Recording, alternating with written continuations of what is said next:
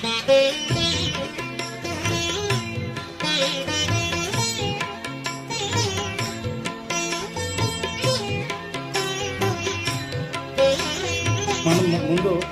మనం ఏం చేద్దామంటే అసలు అంతరిక్ష ప్రయాణాలు ఎలా మొదలయ్యాయి అనేది మనం డిస్కస్ చేసుకున్న తర్వాత భవిష్యత్తు ప్రయోజనాల గురించి కూడా మనం మాట్లాడదామండి.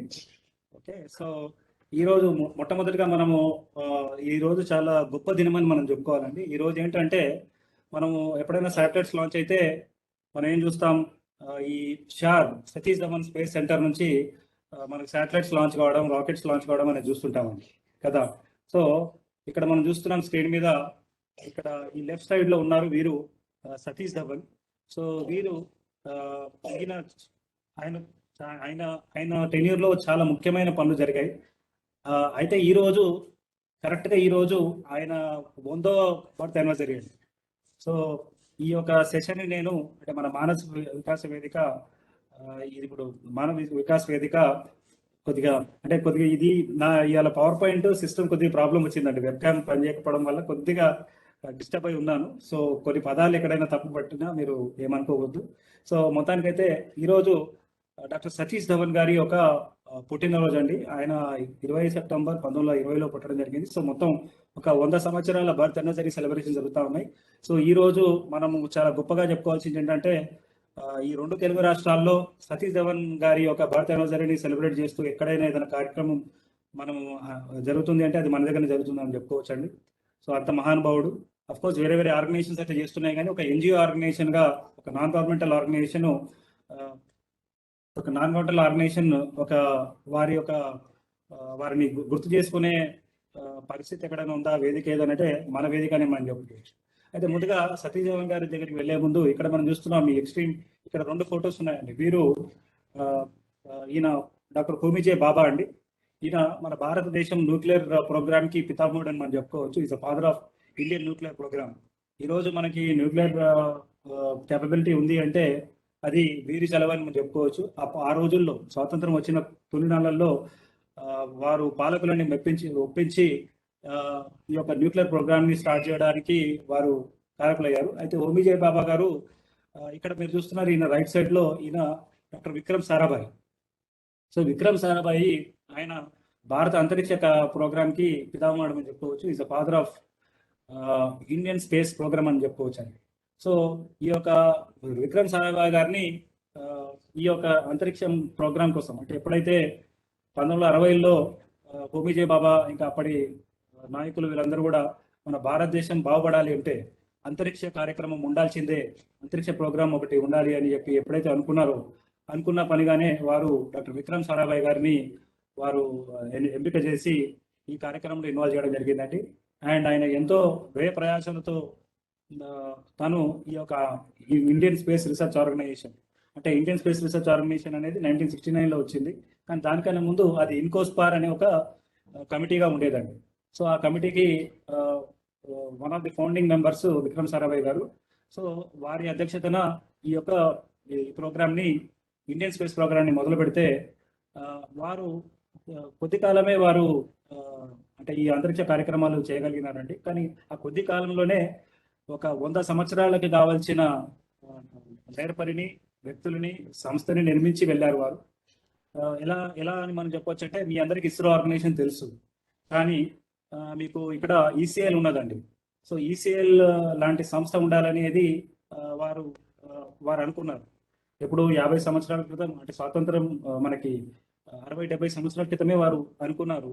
అండ్ దానివల్ల ఏమైందంటేనండి, అంటే అఫ్ కోర్స్ ఈ ఈసీఎల్లో ఎస్ రావు గారు వీరందరూ ఉన్నప్పటికీ, ఈ ఈసీఎల్లో మనం చూసినట్లయితే 2008లో ఎప్పుడైతే మన భారతదేశం చంద్రయాన్ 1 మిషన్ చేద్దాం అనుకుందో, ఆ మిషన్ చేద్దాం అనుకున్నప్పుడు దానికి కావాల్సిన ఏదైతే మీకు ఈ యొక్క యాంటీనాస్ ఏవైతే ఉంటాయో అది అక్కడే నిర్మించడం జరిగిందండి. సో ఈరోజు పరిస్థితి ఏమిటంటే, మన ఈసీఐలో నిర్మించిన ఈ యాంటీనా ద్వారా మనం ఏదైనా మిషన్ గురుగ్రహం దగ్గర పంపించినా కూడా దాన్ని ట్రాక్ చేసే ఆస్కారం ఉన్నదన్నమాట.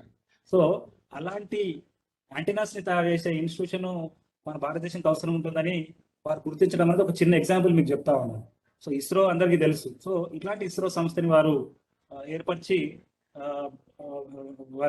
ఎంతో చేసిన తర్వాత వారు చనిపోయారు. వారు విక్రమ్ సారాభాయ్ గారు చాలా తొందరగానే వారు చిన్న ఏజ్లోనే వారు చనిపోయారు. సో వారు చనిపోయిన తర్వాత మరి ఆ ఒక ప్రస్థానాన్ని కొనసాగించాలి కదా. సో అదంతా కూడా సతీష్ ధవన్ గారు వారు ఆ, వారు వారు వాళ్ళు నెత్తినెత్తుకున్నారండి. దాని ద్వారానే ఈరోజు ఇస్రో ఈరోజు ఇంత ఇంత స్ట్రాంగ్ గా ఉంది అని మనం అనుకున్నట్లయితే దానికి కారణం ఆ, మనము సతీష్ ధవన్ గారి పేరు ఖచ్చితంగా మర్చిపోలేకుండా ఉండాలి. సో డెఫినెట్ గా ఈరోజు ఈ మహానుభావులను గుర్తు చేసుకునే అవకాశం కూడా మనకి వచ్చిందని చెప్పుకోవచ్చు. సో ఇవాళ మనం ప్రజెంటేషన్ కి మనం ముందుకు వెళ్దాం. సో ఇందులో మనం చూస్తే ఇక్కడ నేను తర్వాత వస్తాను. సో ముందుగా మనకు ఒక చాలా ఇంపార్టెంట్ థింగ్ని ఒకసారి గుర్తు చేసుకోవాలండి. అంటే ఈరోజు మానవులు అంతరిక్షకు వెళ్తున్నారు, ఎన్నో ఉపగ్రహాలు పంపిస్తా ఉన్నాం. మనము ఎక్కడ కార్ అడవిలో పోయి కూర్చున్నా అక్కడ ఒక ఎయిర్టెల్ కానీ ఏదైనా డిష్ పెట్టుకుంటే మనము అక్కడ సినిమా ప్రోగ్రాంలు కానీ మన టీవీ ప్రోగ్రాంలు న్యూస్ చూసుకునే పరిస్థితి ఈ రోజు ఉంది.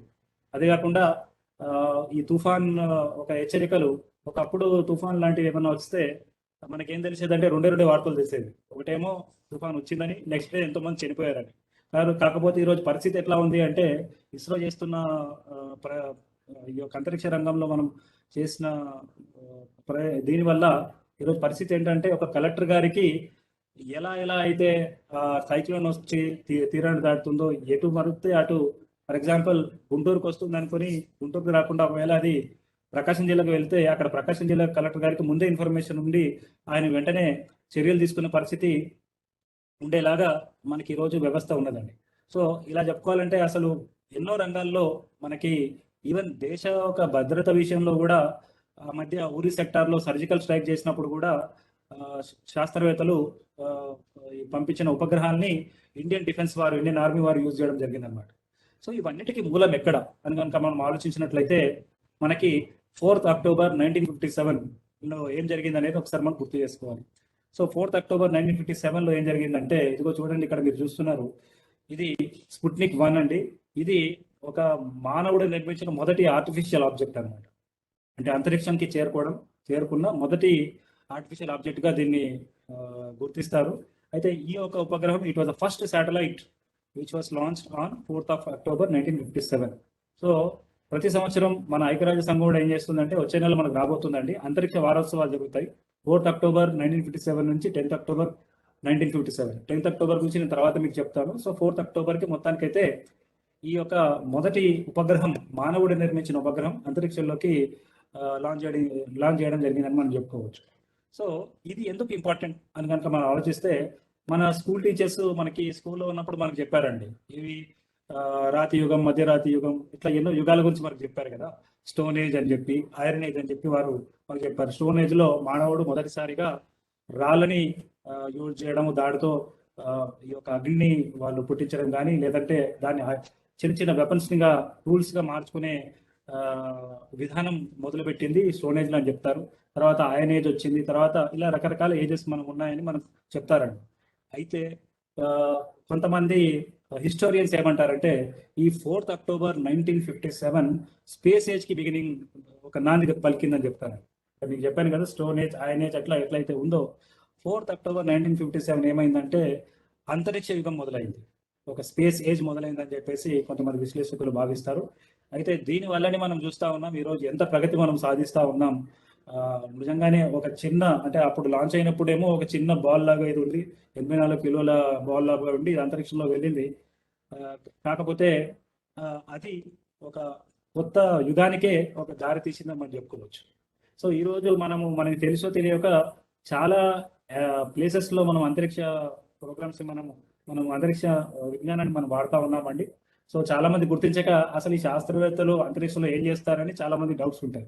సో ఎనీహౌ ఈ రోజు మనం ఏం చేద్దామంటే అసలు ఈ అంతరిక్ష ప్రయాణం ఎట్లా చేస్తున్నారు అనే ఒక అంశం మీద ఈ రోజు మనం డిస్కస్ చేద్దాం. దానికన్నా ముందు అసలు మొట్టమొదటిగా ఎవరు వెళ్ళారనేది మనము తెలుసుకునే ప్రయత్నం చేద్దాం. అయితే ఇక్కడ మీరు అందరూ ఒకటి గుర్తించండి మిత్రులారా, 1957లో మొదటి ఉపగ్రహం రష్యా వాళ్ళు లాంచ్ చేశారు. అయితే అప్పుడు పరిస్థితి ఏమిటి అంటే రెండవ విశ్వ యుద్ధం తర్వాత ఒక రకమైన శీతల యుద్ధం ఉందన్నమాట. అమెరికాకి, రష్యాకి, అలైస్ వీళ్ళందరి మీద ఒకరు అంటే ఒకరు పడని పరిస్థితి, ఒక కోల్డ్ వార్ పరిస్థితి అనమాట. అయితే ఈ 1957లో రష్యా, అమెరికా వారు ఒకరి మీద ఒకరు పోటీ పడుతూ ఒక స్పేస్ రేస్ కి వారు దారి తీశారు. అండ్ వారి ఉద్దేశం ఏమిటంటే ఏదో రకంగా అంతరిక్షాన్ని కూడా యూజ్ చేసుకొని దాన్ని కూడా బ్యాటిల్స్ లో అంటే వార్స్ లో వాడుకోవాలనే ఒక ఉద్దేశం, ఉద్దేశం అనవచ్చు లేదా దురుద్దేశం అనవచ్చు. ఆ దురుద్దేశం నుంచే ఈ అంతరిక్ష ప్రయాణం అనేది అమెరికా రష్యా వాళ్ళది మొదలైతే, భారతదేశం మాత్రం మొదటి నుంచి కూడా అంటే 57లో మొదటి ఉపగ్రహం లాంచ్ అయితే విత్ ఇన్ 5 years అంటే 1962లోనే ఈ యొక్క అంతరిక్ష రంగం ఒక విశిష్టతని మన మన విక్రమ్ సారాభాయ్ గారు, హోమీ బాబా గారు అర్థం చేసుకొని అప్పట్లో నెహ్రూ గారికి చెప్పి ఈ కార్యక్రమం చేయడం అనేది చాలా గొప్ప విషయం. కేవలం మొదటి శాటిలైట్ లాంచ్ అయిన 5 సంవత్సరాలకి మనం అలా చేస్తాం. సో ఎనీహౌ ఈ అమెరికా రష్యానేమో ఒకరి మీద ఒకరు పోటీ పడుతూ అంతరిక్షాన్ని యుద్ధాలకు వాడుకుందాం అనే పరిస్థితిలో వాళ్ళు మొదలు పెడితే, భారతదేశం మాత్రం సామాన్య మానవుడి దైనందిన జీవితంలో ఒక ఇంపార్టెంట్ రోల్ ప్లే చేయాలనేది మన స్పేస్ ప్రోగ్రామ్ మనం మొదలు పెట్టామండి. సో బహుశా ఈరోజు మన భారతదేశం చంద్రమండలం మీద పరిశోధన చేస్తుంది, అంగారగ్రహం మీద పరిశోధన చేస్తూ ఉంది. ఇవన్నిటికీ అసలు సీక్రెట్ అంటే ఏమని చెప్పొచ్చు అంటే, ఆ మధ్య మనం ఒక అడ్వర్టైజ్మెంట్ చూసేవాళ్ళం టీవీలో, Sachin Tendulkar Boost is the secret of my energy అని అనేవాడు. సో ఇండియా ఒక సీక్రెట్ ఎనర్జీ సీక్రెట్ ఏమిటి స్పేస్ రంగంలో అని చెప్పాలంటే, సామాన్య మానవుడి జీవితాన్ని మెరుగుపరచడమే భారతదేశం ఒక సీక్రెట్ అని మనం చెప్పుకోవచ్చు అండి. ఆ సామాన్య మానవుడి జీవితాన్ని మెరుగుపరచడం అనే ఉద్దేశం ఏదైతే అంతరిక్ష ప్రోగ్రామ్తో మనం పెట్టుకున్నామో, అదే ఈరోజు మనకి ఎన్నో రంగాల్లో హెల్ప్ చేయడమే కాకుండా సుదూర అంతరిక్షంలో కూడా ప్రయాణించే ఆస్కారాన్ని మనకి ఈరోజు ఇచ్చిందని చెప్పుకోవచ్చు. అది మన సీక్రెట్ అని చెప్పుకోవచ్చు. సో ఇలా ఈ 1957 is a very crucial year in the history of man kind. ఎందుకంటే ఆది మానవుడు రాళ్ళని ఒకవేళ ఉపయోగించకపోతే ఈ రోజు ఇంత డెవలప్మెంట్ అయ్యేదా అనేది మనం చాలా ప్రశ్నలు వేసుకోవచ్చు. అదేవిధంగా ఈ స్పుట్నిక్ అనేది కనుక లాంచ్ కనుక కాకపోయి ఉంటే మనకి ఈ రోజు ఎలా ఉండేదో మనం ఊహించుకోలేము. ఈ రోజు మన టీవీ ఛానళ్ళు కానీ, మన అంతరిక్ష ఫోర్కాస్ట్లు కానివ్వండి, లేదా ఇంటర్నెట్ కానివ్వండి, ఇవి ఇట్లా ఎన్నో రంగాల్లో మనము అసలు ఊహించుకోలేము అంతరిక్ష ఒక ప్రోగ్రామ్ లేకపోతే. సో డెఫినెట్లీ ఈరోజు ఒక్కసారి మనము ఒకసారి హోమీ బాబా గారు, హోమీ జహాంగీర్ బాబా, డాక్టర్ విక్రమ్ సారాభాయ్, సతీష్ ధవన్, ఎందుకంటే వీరు దేవర్ ద మెయిన్ మేజర్ పిల్లర్స్ అండి. వీరు చుట్టే ఒక అంతరిక్ష రంగం ఒకటి నిర్మాణం జరిగింది మన భారతదేశంలో. సో వీరి గురించి మనం సపరేట్గా తర్వాత ఇంకొక డీటెయిల్డ్ సెషన్ మనం ప్లాన్ చేద్దాం. సో ఇవాళ మన సెషన్ వరకు వచ్చినట్లయితే ఇక్కడ మనం ఏం మాట్లాడుకుంటున్నాం అంటే అంతరిక్షంలోకి అంతరిక్ష ప్రయాణం ఎట్లా చేస్తాం అనేది ఈరోజు మనం డిస్కస్ చేస్తున్నాం మిత్రులారా. సో ఇదిగో మీకు ముందుగా ఇది చూపెట్టాలి. ఏంటంటే మనం సాధారణంగా రాకెట్స్ ని చూస్తాం. సో రాకెట్స్ అంటే మనం అది లాంచ్ వెహికల్స్ అని పిలవడం చాలా సబబు అండి. ఎందుకంటే అందులో వివిధ స్టేజెస్ ఉంటాయి అన్నమాట. ఎన్నో స్టేజ్, ఫర్ ఎగ్జాంపుల్ పిఎస్ఎల్వి తీసుకుంటే ఒక 4 స్టేజ్లు కలిపితే ఒక పిఎస్ఎల్వి లాంచ్ వెహికల్ అవుతుంది. అందులో ఎలా అంటే మనం ఎలా అనుకోవచ్చు అంటే ఒక 4 రాకెట్స్ ని ఒకదాని మీద ఒకటి అమర్చిన విధానం అని మనం అనుకోవచ్చు. సో అందులో ఏమవుతుందంటే మీకు ఫైనల్ గా పై భాగం ఉంటుంది చూసారా, ఇక్కడ ఈ ప్రాంతంలో మీరు చూడండి, ఇక్కడ ఉపగ్రహాన్ని పెడతారు శాస్త్రవేత్తలు. ఓకే, సో ఈ భాగంలో అయితే ఈ ఒక లాంచ్ వెహికల్లో మిగతా భాగం అంతా కూడా అది మండిపోతుంది అండ్ అది వచ్చి సముద్రంలో పడిపోతుందండి. వెరాజ్ ఈ ఒక ఉపగ్రహాన్ని లాంచ్ చేసిన తర్వాత, అంటే ఇది కక్షలో ప్రవేశపెట్టిన స్టేజెస్ లోనే వన్ ఆఫ్ ది స్టేజెస్ దగ్గర ఈ పేలోడ్ ఫేరింగ్ అంటారు దీన్ని. ఇది ఓపెన్ అప్ అయిపోతుంది, ఒక 100 kilometers ఓపెన్ అప్ అయిపోతుంది. తర్వాత ఉపగ్రహం కక్షలో తన మిగతా ప్రయాణం చేస్తూ కక్షలో చేరుతుంది అని చెప్పుకోవచ్చు. సో మొత్తానికి ఈ విధంగా ఎప్పుడు కూడా శాటిలైట్స్ లాంచ్ చేస్తారు. సో ఇదే మెథడాలజీని ఏం చేస్తున్నారు అంటే, ఇక్కడ ఒకవేళ కనుక మనం ఒక స్పేస్ క్రాఫ్ట్, ఒక క్రూ మోడ్యూల్ని కనుక పెట్టగలిగితే, అంటే వ్యోమగాములు కూర్చున్న వ్యవస్థను కనుక మనం ఇక్కడ ఏర్పరిచినట్లయితే వారిని కూడా అంతరిక్షంలో తీసుకెళ్ళవచ్చు.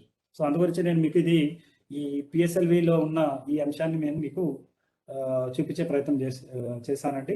సో ఇది పిఎస్ఎల్విలో గతంలో మార్స్ ఆర్బిటర్ మిషన్, మన భారతదేశం పంపించిన మిషన్, దాన్ని ఎక్కడ పెట్టారు, ఎలా పంపించారు అనే ఒక ప్రజెంటేషన్ నుంచి తీసుకున్న స్లైడ్ ఇది.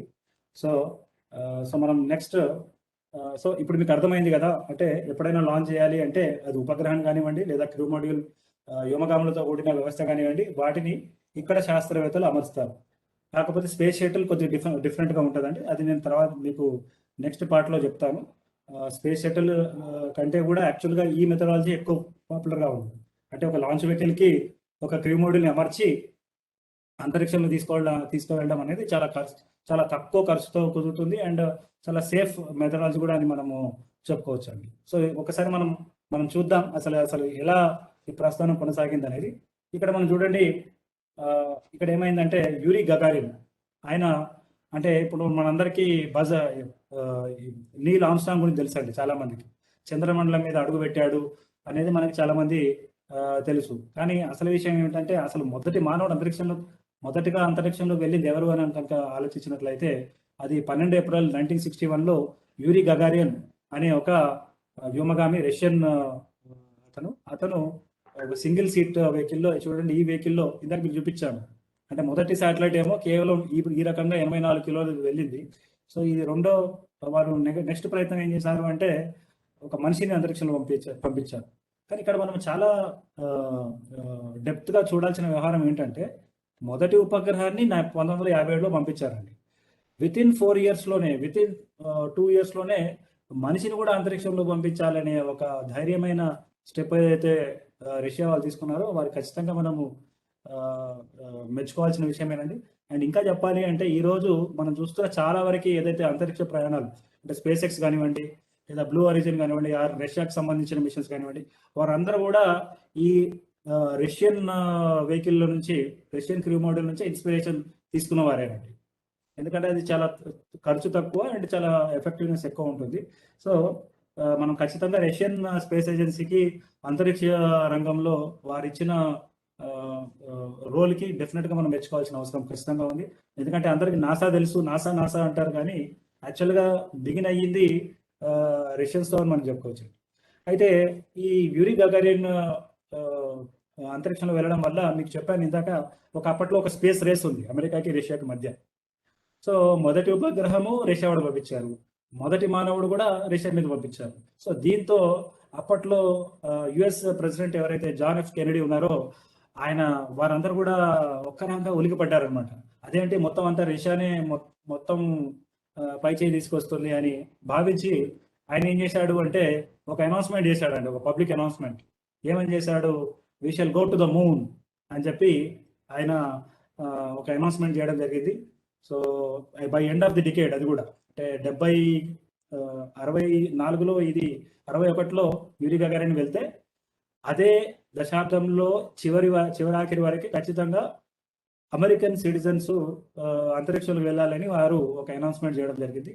ఎగ్జాక్ట్గా ఇదే యాంగిల్లో మన భారత ప్రధానమంత్రి మోడీ గారు కూడా 2018లో గగన్యాన్ అంటే 3 వ్యోమగాములు అంతరిక్షంలోకి వెళ్ళాలి అని ఒక గగన్యాన్ ప్రోగ్రామ్ కూడా వారు అనౌన్స్మెంట్ చేయడం జరిగింది. అంటే చూడండి, మన మొదటి మనం ఎప్పుడు మొదలు పెట్టాం మన స్పేస్ ప్రోగ్రామ్ని 57 తర్వాత 62లోనే మనం మొదలు పెట్టాం. 69 కల్లా భారతదేశానికి ఇండియన్ స్పేస్ రీసెర్చ్ ఆర్గనైజేషన్ వచ్చింది. కానీ మనం స్వతహాగా అంటే ఎన్నో ఉపగ్రహాలు పంపిస్తా ఉన్నాం, కానీ ఇప్పుడు 2021 వచ్చే వరకు కూడా ఇప్పటికీ మన సొంత గడ్డ మీద నుంచి, సొంత వెహికల్ నుంచి వ్యోమగామిని అంతరిక్షంలోకి పంపలేకపోయాం. సో ఖచ్చితంగా ఆ వైపు ఆ కళను నిజం చేయడానికి ఇంకా 2 సంవత్సరాల్లో వారు చేస్తారని అనుకుంటున్నారండి. సో ఇప్పుడు మళ్ళీ మనము చరిత్రలోకి వచ్చేస్తే అలా జాన్ ఎఫ్ కెనడీ గారు ఒక అనౌన్స్మెంట్ చేయడం జరిగింది. అండ్ దానివల్లనే మనకి ఈ యొక్క అపోలో మిషన్స్ అనేది వచ్చాయి. అయితే దానికన్నా ముందు వారు ఏం చేశారు అంటే ఒక మెర్క్యూరీ అనే ఒక ప్రోగ్రామ్ వాళ్ళు పెట్టుకున్నారండి. దీంట్లో ఏం చేశారంటే ఒక స్పేస్ క్రాఫ్ట్, మెర్క్యూరీ అనే ఒక స్పేస్ క్రాఫ్ట్. సో అందులో ఈ యొక్క వ్యోమగాములు అంటే అమెరికన్ వ్యోమగాములని అంతరిక్షంలో పంపించాలని ఒక ఆలోచన వారు చేయడం జరిగింది. సో అందులో జాన్ గ్లెన్ అని చెప్పేసి ఆయన ఈ వాజ్ ద ఫస్ట్ అమెరికన్. అంటే ఏ విధంగా అయితే యూరీ గగారిన్ మనం చూసాం మొదటి పర్సన్ అయ్యాడో అంతరిక్షంలోకి వెళ్ళడానికి, సో అమెరికన్స్ ఈ యొక్క విషయాన్ని వారు అంటే జస్ట్ 1 minute. సో ఇక్కడ డేట్స్ బాగా గమనించండి. 12 ఏప్రిల్ 1961లో యూరీ గగారిన్ అంతరిక్షంలోకి వెళ్తే అమెరికన్స్ ఏమో వారి మొదటి వ్యోమగామిని మే నెలలోనే 5th May 1961 అంటే ఒక నెల తర్వాత వాళ్ళు పంపించారు. సో ఈ రకంగా మనం చూసినట్లయితే ఎంత పోటాపోటీ అమెరికాకి రష్యాకి మధ్య ఆ రోజుల్లో ఉంది అనేది మనకి, అఫ్కోర్స్ రష్యా అంటే సోవియట్ యూనియన్ అని మనం చెప్పుకోవచ్చు, తర్వాత విచ్ఛిన్నమైంది అనేది అదంతా మీకు తెలిసిన చరిత్రనే. సో ఈ రకంగా 1959 నుంచి 63 వరకు కూడా వారు ఎన్నో మిషన్స్ లో అటు రష్యా వారు కానివ్వండి, అమెరికా వారు కానివ్వండి, వ్యోమగాములని భూమి కక్షలోకి ప్రవేశపెట్టడము, వెళ్ళడము, తిరిగి రావడం అనేది చేశారు. కానీ అందులో చాలా పెద్ద మార్పు వారు ఏం చేశారు అంటే, మళ్ళీ ఒక పెద్ద పెను మార్పు ఎక్కడొచ్చింది అంటేనండి, ఈ యొక్క 1964-65లో జరిగిన ఈ వాస్క్-హార్డ్ అనే ఒక మిషన్ అండి. ఇందులో ఏం జరిగిందంటే, మనం ఈ మధ్య కాలంలో చూస్తున్నాం. ఇంటర్నేషనల్ స్పేస్ స్టేషన్‌కి వ్యోమగాములు వెళ్తారు. దాన్ని అప్పుడప్పుడు రిపేర్ చేయడానికి బయటకొచ్చి స్పేస్ వాక్ చేస్తారు. సో, మొదటి స్పేస్ వాక్ గూడా మళ్ళీ రష్యాకి సంబంధించిన అలెకెస్ అలెక్సీ లియోనోవ్ అనే ఒక వ్యోమగామి తను చేపట్టడం జరిగింది మార్చ్ 1965లో. ఓకే. అంతరిక్షంలో వాక్ అన్నట్టు. ఓకే. సో, సో ఇక్కడ ఒక చిన్న పాజ్ చేసుకొని మీకు చెప్పాల్సింది ఏంటంటే, ఇలా మనుషులని అంతరిక్షంలోకి పంపించే ముందు వారు ఎన్నో రకాల పరిశోధనలు చేయడం జరిగిందండి. అంటే మనిషి యొక్క గుండె అంతరిక్షంలోకి వెళ్ళిన తర్వాత మనుషులు ఎట్లాంటి మార్పులు వస్తాయి, అక్కడ ఉన్న మార్పుల నుంచి మనిషిని తను ఎలా కాపాడుకుంటాడు, ఎలా కాపాడుకోవాలి, వాడికి ఎట్లాంటి రక్షణ వ్యవస్థ చేయాలి అనే ఒక అవగాహన, ఆలోచన ఈ రెండు దేశాలు కూడా 1960కి ముందే వారు ఆ స్టడీస్ చేయడం అనేది చాలా గొప్ప విషయం. ఎందుకంటే అప్పట్లో వాళ్ళు కనుక ఏమాత్రం తేడా, ఒకవేళ మిషన్స్ లో ప్రాపర్ ఏర్పాట్లు కనుక చేయకపోతే మొదటగా వారికి అఫెక్ట్ అయ్యేదంటే ఆ గుండె మీదనే వారికి మానవుడే, అంటే ఆ భారరహిత పరిస్థితుల్లో ఈ యొక్క మనిషి యొక్క గుండె మీదనే మొదటి ప్రభావం మనకి కనిపించేదండి. సో అప్పట్లో వారు ఏం చేస్తారంటే ఎన్నో యానిమల్స్ ని వారు అంతరిక్షంలోకి పంపించిన తర్వాతనే, ఎన్నో స్టడీస్ చేసిన తర్వాత మనుషులని వారు పంపించారు. అంటే 1960 వరకు అప్పటికే అంతరిక్షంలో వెళ్తే వచ్చే ప్రభావాల నుంచి మనిషిని ఎలా కాపాడుకోవాలి, ఆ మనిషి శరీరంలో వచ్చే మార్పు గురించి ఒక అవగాహన శాస్త్రవేత్తలకు ఉండడం అనేది చాలా గొప్ప విషయం. అంటే కేవలం భూమి మీద నివసించే వాళ్ళకే ట్రీట్మెంట్ కానివ్వండి, అంతరిక్షంలో వచ్చే హెల్త్ ఇష్యూస్ని, అక్కడ మనిషి యొక్క జీవనం అంతరిక్ష పరిస్థితుల్లో కొనసాగించాలి, వాడు బతకాలి, అంటే కొద్ది కాలం వరకు అయినా సరే ఉండాలనే ఆలోచనకి పరిశోధన అనేది అప్పుడే జరిగిందని మనం చెప్పుకోవచ్చు. సో ఈ విధంగా వాస్కోడ్ అనేది మనకి అది మొదటి మిషన్. అందులో నుంచి ఈ వ్యోమగామి బయటికి రావడం, స్పేస్ వాక్ చేయడం అనేది జరిగింది. తర్వాత ఇక్కడ మనం చూసినట్లయితే ఈ జెమినీ అనేది, అంటే ఇదంతా కూడా ఏమవుతుందంటే అపోలో మిషన్స్ కి ఒక ప్రిపరేషన్ గా మనం తీసుకోవచ్చు అండి. ఇందులో వారు ఏం చేశారంటే, వీరు డాకింగ్, అంటే ఇప్పుడు మీకు ఏమవుతుందంటేనండి, చాలా ఒకవేళ మీరు అంతరిక్షంలోకి ఒక ఇంటర్నేషనల్ స్పేస్ స్టేషన్కి వెళ్ళాలంటే, ఇప్పుడు మనకైతే ఐఎస్ఎస్ ఉన్నదండి. దానికి మనం ఏం చేస్తాం, భూమి నుంచి మిషన్ ని పంపిస్తాం, అది అక్కడ వెళ్ళి డాకింగ్ చేస్తుంది, అక్కడికి వెళ్ళి అటాచ్ అవుతుంది. ఆ స్పేస్ క్రాఫ్ట్ లో ఉన్న వ్యోమగాములు అందులో స్పేస్ స్టేషన్లోకి వెళ్తారు. సో ఇక్కడ మనం చూస్తే ఈ యొక్క డాకింగ్ ప్రాక్టీస్ అనేది జెమినీ స్పేస్ క్రాఫ్ట్ ద్వారా వారు చేయడం జరిగిందండి. అంటే మూన్ మిషన్స్ కి వెళ్ళక ముందు ఈ యొక్క ప్రాక్టీస్ వారు చేశారు. ఎందుకంటే ఈ డాకింగ్, అంటే భూమి నుంచి మనం డాకింగ్, మళ్ళీ మనము అన్డాక్ అయిపోయి మళ్ళీ దిగడము, ఇదంతా పర్ఫెక్ట్ గా చేయగలిగితేనే మనం ఎక్కడికన్నా వెళ్ళి మళ్ళీ తిరిగి క్లియర్ గా రాగలుగుతామండి. సో ఆ ఆస్పెక్ట్ ని వారు 1965లో 66లో వారు చేశారు. అయితే చాలా మంది మాట్లాడతారు అసలు అపోలో మిషన్స్ జరగలేదు, అదంతా ఫేక్, అది అన్ని మాట్లాడుతుంటారు. కానీ ఇవన్నీ మిషన్స్ చేసిన దానికి దాఖలాలు చాలా ఉన్నాయి, ఎవిడెన్సెస్ చాలా ఉన్నాయి. సో ఏదైతే కాన్స్పిరసీ థియరీస్, కొంతమంది ఏదో కొన్ని స్టోరీలు పుట్టించి వాళ్ళు పుస్తకాలు అమ్ముకోవడము, వీడియోస్ అమ్ముకోవడం అనేది చేసే ప్రయత్నంలో వారు ఇలా కాంట్రవర్సీస్ క్రియేట్ చేసి కాలేదు, జరగలేదు అని మాట్లాడుతుంటారండి. సో అట్లా ఏమీ లేదు. ఈ మిషన్స్ అన్ని కూడా జరగడానికి చూస్తున్నాం మనం. ఏ రకంగా ఒక్కసారిగానే మనిషి అంతరిక్షంలోకి, చంద్రమండలికి వెళ్ళలేదు, ఏ రకంగా మెల్లమెల్లగా అడుగులు వేశాడు అనేది మనకి ఇక్కడ అర్థమవుతా ఉంది. సో అదే చూసినట్లయితే ఇప్పుడు మనం చూస్తున్నాం ఇక్కడ మనకి 1961 నుంచి 1975 వరకు మనకి ఈ యొక్క మనకి మిషన్స్ జరిగినాయండి. అంటే ఈ యొక్క అపోలో మిషన్స్ లో జరిగాయి. సో మొట్టమొదటిసారి మనం చూసాం ఒక లూనర్ ల్యాండింగ్ అనేది 20 July 1969 Neel Armstrong and buzz Aldrin అనే ఇద్దరు వ్యోమగాములు, అమెరికన్ సిటిజన్స్ వ్యోమగాములు, వారు అంతరిక్షంలోకి వాళ్ళు వెళ్ళడం జరిగింది. దాని తర్వాత అలా 1972 వరకు కూడా, అంటే Apollo 17 mission was the last mission అనమాట. సో అలా డజన్కి పైగానే జనాలు ఈ యొక్క వ్యోమగాములు అనేవారు అంతరిక్షంలోకి వెళ్ళారు. అండ్ అది పైపిచ్చు వారు చంద్రమండలం మీద అడుగు పెట్టారండి. ఓకే. సో కేవలం అందరూ ఏమనుకుంటారంటే నీల్ ఆమ్స్ట్రాంగ్ ఒక్కడే వెళ్ళాడు అనేది చాలా మందికి ప్రచారంలో ఉంది, కానీ దాని తర్వాత కూడా చాలా మిషన్స్ జరిగాయి. అయితే ఆ మిషన్స్ లో కూడా వాళ్ళు ఎన్నోసారి చంద్రమండలంకి వెళ్ళడము, తిరిగి రావడం అనేది జరిగింది. అయితే ఒక డౌట్ ఎప్పుడు ఏమొస్తుంది అంటే మరి అప్పుడు వెళ్తే ఇప్పుడు ఎందుకు వెళ్ళట్లేదు అంటే, మీరు ఒకవేళ చూసినట్లయితేనండి, అంటే కొన్ని మీరు ఇప్పుడు నా దగ్గర లెక్కలు రెడీగా లేవు. అసలు డబ్బులు అనేవి వారు ఏంటంటే నీళ్ళలాగా ఖర్చు పెట్టారండి. విపరీతమైన డబ్బులు బాగా వారు ఖర్చు పెట్టడం జరిగింది. ఎందుకంటే వారు నేషనలిజం అనమాట.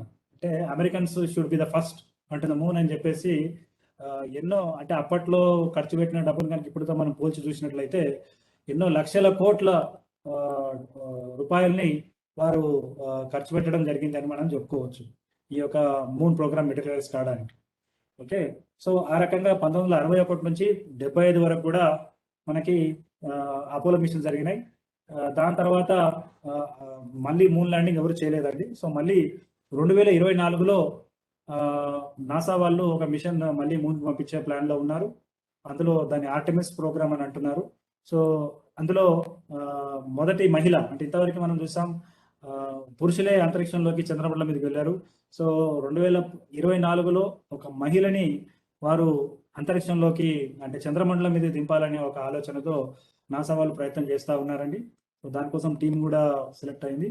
ఇంకో ఆశ్చర్యకరమైన విషయం ఏంటంటే మీరు ఇది గుర్తుపెట్టుకోవాలి, రాజాచారి అనే ఒక అమెరికన్ సిటిజన్ అండి. అతను వారి యొక్క పేరెంట్స్ హైదరాబాద్ లో అంటే మన ఉస్మానియా యూనివర్సిటీలో వారు చదివినట్టుగా అండ్ అదే కాకుండా వాళ్ళ నాయనమ్మను అమ్మమ్మ ఇక్కడ మహబూబ్నగర్ జిల్లాలో ఉన్నారని ఉంది. అండ్ ఆ గతంలో ఎప్పుడో ఒకసారి అతను వచ్చాడు. కాకపోతే ఈ రాజాచారి అనే వ్యక్తి మొత్తానికి అమెరికాలోనే పుట్టి పెరగడము, అక్కడే చదువుకోవడం, అక్కడే పెళ్లి చేసుకోవడం అనేది జరిగింది. సో ప్రస్తుతం ఈ రానున్న రోజుల్లో జరగబోయే చంద్రమండలం మిషన్స్ లో ఈ రాజాచార్యని కూడా మనం చూడబోతా ఉన్నాం. ఎందుకంటే ఆయన ఇటీవలనే ఆయన రిక్రూట్ అయ్యాడు. అది ఈజీగా జరగలేదండి, చాలా పెద్ద ప్రాసెస్ లోనే సెలెక్ట్ అయ్యాడు, ట్రైన్ అయ్యాడు. ఓకే, సో అతను కూడా భారత సంతతికి చెందిన వ్యక్తి. అండ్ బహుశా రాజాచారి లేదా సునీత విలియమ్స్ చంద్రమండలం మీద అడుగుపెట్టిన మొదటి భారత సంతతికి సంబంధించిన వ్యక్తులు అవుతారనేది నేను అనుకుంటున్నాను. So just have a watch on Raja Chari and all. So ఈ రకంగా అపోలో మిషన్స్ అనేది 1961 నుంచి 75 వరకు మనకి జరిగాయి. తర్వాత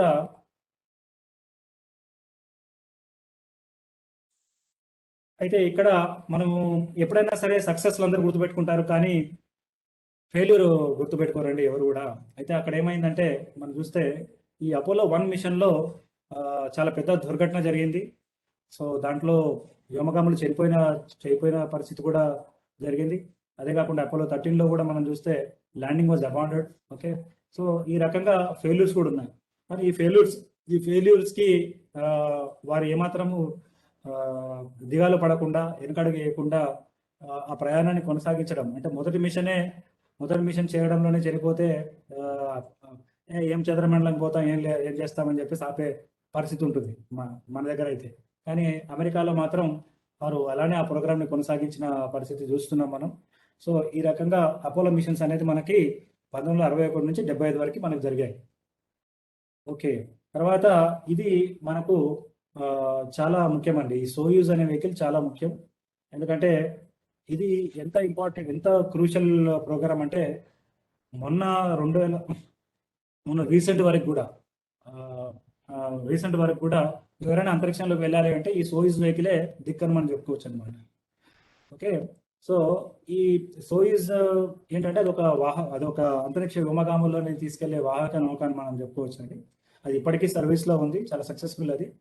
అయితే అమెరికా వాళ్ళు 2011లో వారి యొక్క స్పేస్ షటిల్ ప్రోగ్రామ్ని వాళ్ళు రిటైర్ చేసినప్పటికీ ఈ యొక్క మిషన్ ద్వారానే అంతరిక్షంలోకి వెళ్ళడం జరిగింది అనమాట. సో ఇక్కడ మనం చూస్తున్నాం 1971 సోయూజ్ 11. ఇక్కడ మనం చూస్తున్నాం ఒక స్పేస్ స్టేషన్. అంటే ఈ రోజు మనకి ఇంటర్నేషనల్ స్పేస్ స్టేషన్ అనేది కూడా నేను మీకు ఒకటి చెప్తానండి. సో చాలా మందికి ఈ డౌట్ ఉంటుంది, అరే వ్యోమగాములు అంతరిక్షంలోకి వెళ్తున్నారు అంటే చాలా మంది ఒకవేళ మనము జనరల్ పబ్లిక్ అడిగితే ఎక్కడ పోయారంటే చంద్రమండలం మీదకి వెళ్ళారనుకుంటారు. సో వాస్తవానికి ఇప్పుడు ఎప్పుడైనా సరే మీరు న్యూస్ పేపర్స్లో ఏదైనా వార్త కనుక చూస్తే వ్యోమగాములు ఎక్కడ వెళ్తున్నారు అంటే వారు ఇంటర్నేషనల్ స్పేస్ స్టేషన్ అంటే భూమి కక్షలో భూమి నుంచి సుమారుగా 450 కిలోమీటర్ దూరంలో ఒక స్టేషన్ ఉన్నదండి. ఆ స్టేషన్కి వారు వెళ్తున్నారని మనం చెప్పుకోవచ్చు. ఓకే, అది స్టిల్ అండర్ కన్స్ట్రక్షన్. వారు దాంట్లో వ్యోమగాములందరూ కూడా అక్కడ వెళ్తుంటారు. వాళ్ళు అక్కడ కొన్ని రోజుల నుండి మళ్ళీ వారు తిరిగి వస్తుంటారు అన్నమాట. సో ఇలా ఈ యొక్క ఇంటర్నేషనల్ స్పేస్ స్టేషన్ మొదటి స్టేషన్ కాదండి. దీనికన్నా ముందు చాలా స్పేస్ స్టేషన్స్ వెలిచాయి. లైక్ సెల్యూట్ అని కానీ, మీర్ అని కానీ, ఇలా మనం చూసినట్లయితే చాలా స్పేస్ స్టేషన్స్ వచ్చాయి. కానీ ప్రస్తుతం చాలా ప్రాచుర్యంలో ఉన్న స్పేస్ స్టేషన్ ఏదైనా బాగా వర్క్ చేస్తుంది అంటే అది ఇంటర్నేషనల్ స్పేస్ స్టేషన్ అనుకోవచ్చు. దీని తర్వాత చైనా వాళ్ళు కూడా ఒక స్పేస్ స్టేషన్ వారు నిర్మించుకున్నారండి. సో వారి దేశస్తులే ప్రస్తుతం అయితే అక్కడికి వెళ్తున్నారు, వస్తున్నారు. సో అది కూడా పూర్తిగా కంప్లీట్ కాలేదు, but still it is also in earth orbit అని చెప్పుకోవచ్చు. సో ఇలా ఈ సోయిజ్ అనేది మనకి ఈ వెహికల్ చాలా క్రూషియల్ వెహికల్. సో రీసెంట్గా స్పేస్ ఎక్స్ వారి వెహికల్ అందుబాటులో రాకనంత వరకు అంతరిక్షంలో ఎవరికన్నా వెళ్ళాలి అంటే కనుక ఈ సోయిజ్ అనేదే ఒక దిక్కని మనం చెప్పుకోవచ్చు అండి. అది రష్యా వారు నిర్మించింది. వారు ఎప్పుడో 1967 నుంచి వాడడం దాన్ని మొదలు పెడితే ఇప్పటిదాకా కూడా దాన్ని యూజ్ చేస్తున్నారని మనం చెప్పుకోవచ్చు. సో అదే కాకుండా మనందరికి బాగా తెలుసు స్కైల్యాబ్ గురించి పడిందని అదంతా కూడా మనం విన్నాం. సో మొదటి యుఎస్ స్పేస్ స్టేషన్ ఏదని అంటే అది మన స్కైల్యాబ్ అని చెప్పుకోవచ్చు అండి. సో ఇది కూడా భూమి కక్షలో ప్రవేశపెట్టారు. అయితే తర్వాత కాలంలో దాని కాలం చెల్లిన తర్వాత అది భూమికి తిరిగి వచ్చింది. అంటే అది అన్కంట్రోల్డ్ రీఎంట్రీ జరిగింది అప్పట్లో. ప్రస్తుతం మాత్రం ఏ ఆబ్జెక్ట్ అయినా అంటే చాలా వరకు ఆబ్జెక్ట్స్ కి రీఎంట్రీ అనేది కంట్రోల్డ్ మెథడ్ లో చేస్తున్నారు. కానీ అప్పట్లో ఇలా లాంచ్ చేయడమే తెలుసు, కానీ దాన్ని మళ్ళీ తిరిగి భూమికి వస్తే దాన్ని ఏం చేయాలనే దాని మీద పూర్తి అవగాహన లేని పరిస్థితి అండి. సో ఇలా ఈ స్కైల్యాబ్ వెళ్ళారు. మన దాంట్లో అంటే మన మిత్రుల్లో మనం చూసాం స్కైల్యాబ్ బాబా అని కూడా కొంతమంది స్కైల్యాబ్ అనే పేరు పెట్టుకున్న వాళ్ళు కూడా ఉన్నారు.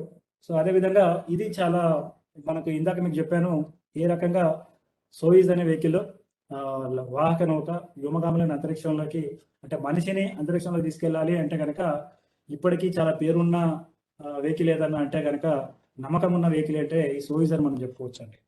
సో ఇప్పుడు ప్రస్తుతం అయితే 1981లో ఏం జరిగిందంటే అమెరికన్స్ వారు మీరు ఇక్కడ చూడండి, ఇటు చూస్తున్నారు కదా, ఒక ప్లేన్ మాదిరిగా ఉన్నది. ఇది ఒక స్పేస్ షటిల్ని వారు నిర్మించుకున్నారండి. వాళ్ళు యాక్చువల్గా అంటే ఒకటి కాదు చాలా స్పేస్ షటిల్స్ వారు నిర్మించారు. అందులో కొన్ని దుర్ఘటనకు కూడా గురైనాయి. సో ఆ రకంగా 2011 వరకు కూడా అంటే వ్యోమగాములను అంతరిక్షంలోకి తీసుకెళ్ళాలి అంటే అమెరికా నుంచి వారి ఈ యొక్క స్పేస్ షటిల్ సహాయంతో చూడండి ఈ లాంచ్ వెహికల్ కి ఇది అటాచ్ అయి ఉంటుంది. సో ఇలా వెళ్ళేటప్పుడు భూమి కక్షలో వదిలేంత వరకు ఈ యొక్క లాంచ్ వెహికల్ ఈ యొక్క రాకెట్ యొక్క సహాయం తీసుకుంటుంది. ఒక్కసారి కక్షలోకి చేరిన తర్వాత ఈ పార్ట్ అంతా కూడా ఈ స్పేస్ షటిల్ అంతా వెళ్ళి ఇంటర్నేషనల్ సిస్టమ్ కనెక్ట్ అవుతుంది. మళ్ళీ తిరిగి ప్రయాణం అనేది దీంట్లోనే చేస్తారండి. సో ఇది మొట్టమొదటిసారి ఇది లాంచ్ జరిగింది. కాకపోతే మనం చూసినట్లయితే ఈ యొక్క ఛాలెంజర్ మిషన్ కానివ్వండి, లేకపోతే తర్వాత సునీత విలియమ్స్ వెళ్ళొచ్చిన మిషన్లో అదొక ఫెయిల్ అయ్యింది రీఎంట్రీ టైంలో. కొలంబియా మిషన్ అని చెప్తారు, తను చనిపోవడం కూడా జరిగిందనమాట. సో ఈ సునీత విలియమ్స్ కూడా ఏమిటి అంటే she's the astronaut of Indian origin. Okay, so ఈ రకంగా 2011 వరకు ఉన్నది. అయితే మరి 2011 వరకు అమెరికా వారు ఈ స్పేస్ షటిల్ సహాయంతో అంతరిక్షానికి వెళ్ళేవారు. దాని తర్వాత దీన్ని రిటైర్ చేశారండి కంప్లీట్గా. కారణం ఏమిటి అంటే నాకున్న సమాచారం ప్రకారంగా ఒక్క స్పేస్ షటిల్ని కనుక మీరు తయారు చేయాలి అంటే సుమారుగా మీకు అంటే ఈ రోజు డాలర్ రేట్ని కనుక మీరు పరిగణలోకి తీసుకొని క్యాలిక్యులేట్ చేస్తే 75,000 కోట్ల రూపాయలు ఖర్చు అవుతుందండి. 75,000 కోట్లు ఒక్క స్పేస్ షటిల్ తయారు చేయడానికి. మరి దాన్ని మెయింటైన్ చేయడం కూడా అంతే పని అనమాట, చాలా ఖర్చుతో ఉన్న వ్యవహారం. సో ప్రస్తుతం 2011 తర్వాత నాసా వాళ్ళు దీన్ని పూర్తిగా రిటైర్ చేసేసారు. అండ్ ఇలా అప్పటిదాకా యూజ్ చేసిన అన్నింటినీ ఇప్పుడు మ్యూజియంస్ లో పెట్టారు వారు. సో మనం వెళ్ళి అమెరికాలో ఎక్కడ ఉన్నాయని కనుక తెలిస్తే మీరు ఆ ప్లేసెస్ని మీరు విజిట్ చేయవచ్చు. ఓకే, సో ఈ స్పేస్ షటిల్ ప్రోగ్రామ్ 2011 తర్వాత ఏం జరిగిందంటే అమెరికాలో ఒక పెద్ద నిర్ణయం తీసుకున్నారు. అప్పుడు ఏం నిర్ణయం తీసుకున్నారు అంటే ప్రైవేట్ రంగంలో ఉన్న అంతరిక్ష సంస్థలని మనం ఎంకరేజ్ చేయాలి అనేది అమెరికన్ గవర్నమెంట్ వారు నిర్ణయం తీసుకున్నారండి. ఆ మాటకు వస్తే 2009లోనే వారు ఆ నిర్ణయం తీసుకున్నారు. అండ్ అదే పనిగా ఏం జరిగింది అంటే ఈరోజు మనం చూస్తున్నాం ఎలాన్ మస్క్ స్పేస్ ఎక్స్ అనే ఒక సంస్థ ముందుకు వచ్చింది. వారు ఒక ప్రైవేట్ అంటే అది స్పేస్ ఎక్స్ అనే ఒక దాని గురించి చెప్పాలంటే అది ఒక ఔత్సాహికుడు నిర్మించిన ఒక అంతరిక్ష సంస్థ అని మనం చెప్పుకోవచ్చండి. అయితే ఇప్పుడు వారు సొంతంగా వారి యొక్క రాకెట్స్ ద్వారా అంతరిక్షంలోకి ఉపగ్రహాలను పంపడమే కాకుండా ఈ ఇంటర్నేషనల్ స్పేస్ స్టేషన్కి కార్గోను తీసుకెళ్తున్నారు. అండ్ అదే కాకుండా వ్యోమగాములు కూడా తీసుకెళ్తున్నారండి వారు. సో ఇలా 2011లో 11 కన్నా ముందు అమెరికన్ గవర్నమెంట్ ఏదైతే ప్రయత్నం చేసిందో ఈ యొక్క ప్రైవేట్ సంస్థలను ఎంకరేజ్ చేయడం, దానివల్ల ఏమైందంటే 2019 లేదా 20 వరకు ఏమైందంటే అక్కడ కొన్ని ప్రైవేట్ కంపెనీస్ రావడము, ఇలా వాళ్ళ దేశాలకి కావాల్సిన లాంచింగ్ సర్వీసెస్ని వారు కంప్లీట్ చేయడం అనేది మనం చూస్తాం. కానీ ఇక్కడ మన భారతదేశంలో దీని నుంచి స్ఫూర్తి తీసుకున్నారు. మన దగ్గర కూడా ప్రైవేట్ కంపెనీస్ ఎంకరేజ్ చేస్తున్నారు. కాకపోతే ఏమైపోతుందంటే ఇక్కడ ఎంకరేజ్ చేస్తున్నప్పటికీ మొన్నటికి మొన్న ఒక వార్త వచ్చింది. అదానీ వాళ్ళు ఇస్రో షార్ దగ్గర ఏదో ఒక లాంచ్ వెహికల్ కొరకు వారు టెండర్లో పార్టిసిపేట్ చేస్తున్నారు. ఇక్కడ ఏమైపోతుందంటే అమెరికా లాంటి దేశాలేమో ఔత్సాహికులు ముందుకొచ్చి వారు ఒక అంతరిక్ష సంస్థలు నిర్మించుకొని భూమి మీద అతి రిచెస్ట్ పర్సన్గా వారు మారుతుంటే మన దగ్గర అట్లాంటి ఆస్కారం ఆ పేరుతో మొదలైనప్పటికీ చివరాఖరికి అది దారి తప్పుతుందని మనం చెప్పుకోవచ్చు. సరే, ఏదైనా సరే వాళ్ళు రిలయన్స్ అయినా అదానీ అయినా సరే అంతరిక్ష రంగంలో వారు కనుక ఇంకా మంచి ఫెసిలిటీస్ని మెరుగు చేసుకొని కనుక ఉండగలిగితే బెటర్ అని చెప్పుకోవచ్చు అండి. ఎందుకంటే ఇప్పుడు ఏం జరుగుతుందంటే ఇస్రో సంస్థ మీద చాలా పెద్ద బాధ్యతలే మనము పెట్టి ఉన్నాం. లాంచ్ వెహికల్స్ని పంపాలన్నా, శాటిలైట్స్ని పంపాలన్నా వారిని తీసుకుంటున్నాం. సుదూరంతరిక్షణ పరిశోధన చేయాలన్నా వారే, లేదా ఈవెన్ భారతదేశ ఒక రక్షణ వ్యవస్థ కోసం కావాల్సిన ఉపగ్రహాలు కూడా మొత్తం ఇస్రో మీదనే మనం బాధ్యతలు పెట్టాం. సో ఈ రకంగా ఏమైపోతుందంటే ఒక్క సంస్థ మీద ఇన్ని బాధ్యతలు పెట్టడం అనేది మనకి చాలా నెగటివ్ ఆస్పెక్ట్స్, అంటే ఒక రకంగా కొన్ని డిసడ్వాంటేజెస్ కూడా ఉన్నాయి. సో ఈ లాంచింగ్ ఆస్పెక్ట్స్, అంటే ఈ ఉపగ్రహాన్ని కక్షలో పెట్టే కార్యక్రమాలు ఏవైతున్నాయో వాటిని ప్రైవేట్ సంస్థలకు అప్పచెప్పొచ్చండి. దాంట్లో ఎట్లాంటి తప్పేమి లేదు. సో అలా కనుక చేసినట్లయితే ఇస్రో ఏం చేయగలుగుతుంది అంటే పూర్తిగా తన రీసెర్చ్ మీద ఫోకస్ చేయగలుగుతుంది, సుదూరంతరిక్ష మిషన్స్ మీద చేయగలుగుతుంది. కానీ ఇప్పుడు ఏమవుతుంది, లాంచ్ కూడా వీరే చేస్తూ ఉన్నారు, మిగతా అన్ని కూడా వీరే చేస్తూ ఉన్నారు. కాకపోతే నేను కోరేది ఏంటంటే అమెరికా లాగా ఔత్సాహికులను ఎంకరేజ్ చేసి అంతరిక్ష సంస్థలుగా మారే అవకాశం ఇవ్వాలి. కానీ ఆల్రెడీ ఇక్కడ వేచి చూస్తే ఉన్న అదానీ లాంటి కంపెనీస్ని ఎంకరేజ్ చేయడం అంత మంచిది కాదేమో అని నేను అనుకుంటున్నాను.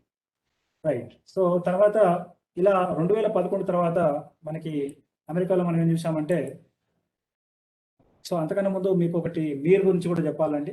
ఇది మీరు చూడండి, ఇది 1986లో ఇది సెల్యూట్ అనే స్పేస్ స్టేషన్ తర్వాత వచ్చింది. ఓకే. సో ఈ మీర్ స్టేషన్లో కూడా చాలా వరకు వ్యోమగాములు వెళ్ళడము, ఆ స్టేషన్లో ఉండడము, రావడం అనేది జరిగింది. సో ఎన్నో పరిశోధనలు చేయడం జరిగింది. సో ప్రస్తుతం మాత్రం యాక్టివ్గా ఉన్న ఇది 2007లో ఇది కూడా రిటైర్ అయిపోయినదండి. సో 2001లో. సో ఇప్పుడు ప్రస్తుతం మాత్రం ఇంటర్నేషనల్ స్పేస్ స్టేషన్ అనేది మనకు అందుబాటులో ఉందని చెప్పుకోవచ్చు. ఇదిగో చూడండి, ఇది ఇంటర్నేషనల్ స్పేస్ స్టేషన్. సో ఇది యాక్చువల్గా ఏంటంటే 1998లో వీటిని దీని యొక్క నిర్మాణాన్ని మొదలుపెట్టారు. ఇది యాక్చువల్గా చూడడానికి ఇంత పెద్దగా మనకు కనిపిస్తా ఉంది, కానీ ఇవన్నీ పార్ట్స్గా దీన్ని శాస్త్రవేత్తలు ఈ కొన్ని స్పేస్ ఏజెన్సీస్, స్పేస్ ఏజెన్సీస్ అమెరికాకి సంబంధించిన నాసా కానివ్వండి, రష్యాకి సంబంధించిన రొకాస్మాస్ కానివ్వండి, లేదా జపనీస్కి సంబంధించిన జాక్సా కానీ, లేదా కెనడాకి సంబంధించిన కెనడియన్ స్పేస్ ఏజెన్సీ కానీ, లేదా బ్రాజిల్, ఇంకా 11 యూరోపియన్ నేషన్స్, వీళ్ళందరూ కూడా కలిసి ఈ యొక్క ఇంటర్నేషనల్ స్పేస్ స్టేషన్ని వారు 1998 నుంచి వారు నిర్మిస్తూ ఉన్నారండి. సో ఇప్పుడు ఎవరైనా సరే అంతరిక్షంకి వెళ్తున్నారు అంటే ఈ యొక్క స్పేస్ స్టేషన్లోకే ఇంటర్నేషనల్ స్పేస్ స్టేషన్కి వెళ్తున్నారని చెప్పుకోవచ్చు. అయితే ఈ యొక్క స్పేస్ స్టేషన్ 450 కిలోమీటర్ దూరంలో ఉంటుంది భూమి నుంచి, అండ్ ప్రతి 90 నిమిషాలకు ఒకసారి భూమిని చుట్టేస్తుందండి. సో అలా భూమిని అంత వేగంతో తిరగగలిగితేనే అది కక్షలో ఉండగలుగుతుంది, లేకపోతే క్రాష్ అయిపోతుంది అనమాట. ఆ మాటకు వస్తే లోయర్ ఆర్బిట్లో ఏ ఉపగ్రహాన్ని మనం పంపించినా కూడా అది 7.9 కిలోమీటర్ పర్ సెకండ్ అనే ఒక వేగాన్ని కలిగి ఉండాలన్నమాట. అలా ఉంటేనే అది భూమి చుట్టూ తిరుగుతుందని మనం చెప్పుకోవచ్చు. సో ప్రస్తుతం ఈ ఇంటర్నేషనల్ స్పేస్ స్టేషన్ అనేది ప్రతి 90 నిమిషాలకు ఒకసారి సుమారుగా మన భూమిని చుట్టేస్తూ ఉంది. సో 1998 నుంచి దీని నిర్మాణం మొదలైంది. ఇప్పటికీ ఇది నిర్మాణంలోనే ఉందని మనం చెప్పుకోవచ్చు. అయితే ఇందులో చాలా వరకు లాంచ్ వెహికల్స్ నుంచి మనం వ్యోమగాములు వెళ్తారు, వాళ్ళ స్పేస్ స్టార్ట్స్ వెళ్ళి ఇక్కడ డాక్ అవుతున్నారు. సో దీని తర్వాత అంటే ఇక్కడ మీకు ఏం చెప్తున్నారంటే, ఎప్పుడో ఒక చిన్న రాకెట్తో, చిన్న శాటిలైట్తో మొదలైన ప్రస్థానం ఈరోజు మిగతా దేశాలు కూడా వెళ్ళింది. సో మన భారతదేశం కూడా ఏమాత్రము వెనకడుగు వేయట్లేదండి. భారతదేశం కూడా తన మిషన్ పంపిస్తా ఉంది. అయితే ఇప్పుడు ప్రస్తుతం మనం చూస్తున్నాం ఏంటంటే స్పేస్ ఎక్స్. సో వీరు 2011లో వీరు కార్యక్రమాలు మొదలుపెట్టారు. అండ్ వాళ్ళు కూడా ప్రైవేట్ ఒక సంస్థ అయినప్పటికీ అంతరిక్షంలో తీసుకెళ్తున్నారు, వస్తూ ఉన్నారు. తర్వాత ఒకవేళ మనం చూస్తే అసలు ఇంటర్నేషనల్ స్పేస్ స్టేషన్కి విజిటర్స్ మొత్తం ఎక్కువ ఎక్కడ నుంచి ఉన్నాయంటే అమెరికా నుంచి ఒక 151, రష్యా నుంచి, అంటే ఇవి ఈ దేశాలకు మాత్రమే వాళ్ళు రెస్ట్రిక్ట్ చేసి పెట్టుకున్నారండి. మిగతా వాళ్ళకి వాళ్ళు మనకి అవకాశం ఇవ్వలేదు. కాబట్టి ఇప్పుడు చైనా కూడా తర్వాత స్టార్టింగ్ లో అడిగింది ఇంటర్నేషనల్ స్పేస్ స్టేషన్ లో వారి వ్యోమగమనం రానివ్వాలి అని చెప్పి. వాళ్ళని నిలవనందుకు అంటే వారికి కావాల్సిన మేరకు వారికి సహకారం ఇవ్వనందుకు వాళ్ళు ఒక సొంతంగా మిషన్ పెట్టుకున్నారని చెప్పుకోవచ్చు. తర్వాత ఇప్పటిదాకా అత్యధికంగా మానవులు ఎవరు ఎక్కువ కాలం అంతరిక్షంలో ఉన్నారు కనుక మనం చూసుకున్నట్లయితే ఇక్కడ మనం చూడొచ్చు 878 రోజుల పాటు అంటే సార్లు ఈ వ్యక్తి కెనడీ పడాల్కా అని చెప్పేసి ఇతను అంతరిక్షంలోకి వెళ్ళాడు. అక్కడ ఎక్కువ కాలం ఉన్నాడు అని మనం చెప్పుకోవచ్చు అండి. తర్వాత ఇక్కడ చూడండి చాలా మంది, సునీతా విలియమ్స్ కూడా ఒక 300 రోజుల పైగా అంతరిక్షంలోకి వెళ్ళిన మహిళగా నాకు తెలుసు. అయితే ఇక్కడ చూడండి 600 రోజులు, అంటే వీళ్ళు ఎన్నెన్నో మిషన్స్, అంటే ఒకే పర్యాయంలో వారు చేయలేదండి. అంటే ఒక్కసారి మనిషి వెళితే ఒక 6 నెలల వరకు ఉన్న పరిస్థితి అయితే నాకు బాగా తెలుసు. అయితే మొత్తానికి ఒక 2-3 మిషన్స్ లో మనం చూసినట్లయితే మొత్తానికి అత్యధికంగా 878 రోజులు అంతరిక్షంలో స్పెండ్ చేసిన వ్యక్తి, అంతరిక్షంలో అంటే ఇంటర్నేషనల్ స్పేస్ స్టేషన్ లో స్పెండ్ చేసిన వ్యక్తిగా మనము ఈ అనే ఒక వ్యక్తిని మనం చూసుకోవచ్చు.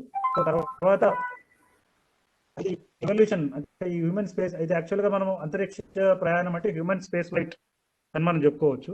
సో హ్యూమన్ స్పేస్ ఫ్లైట్ అనేది మనం చూస్తే number of male and number of female astronauts launch into space కనుక మనం చూసుకున్నట్లయితే 60లో మనం చూసాం ఒక్కసారి అవకాశం దొరికింది కొంతమందికి మహిళలకి.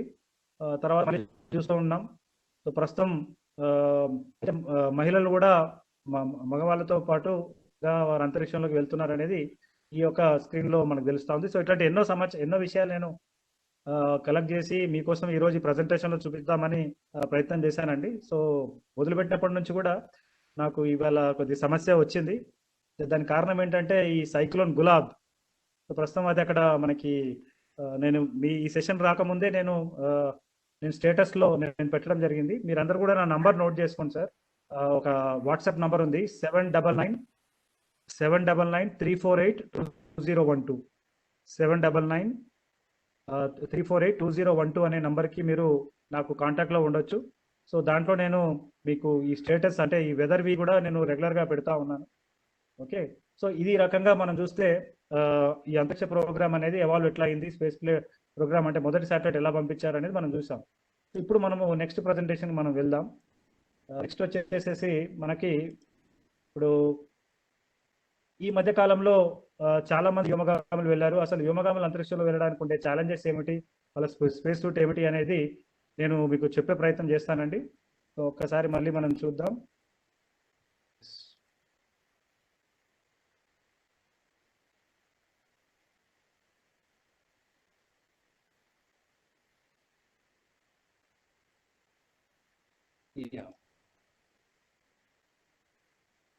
సో యాక్చువల్గా ఈ విధంగా లాంచ్ వెహికల్లో ఇట్లా మీకు ఉంటుంది.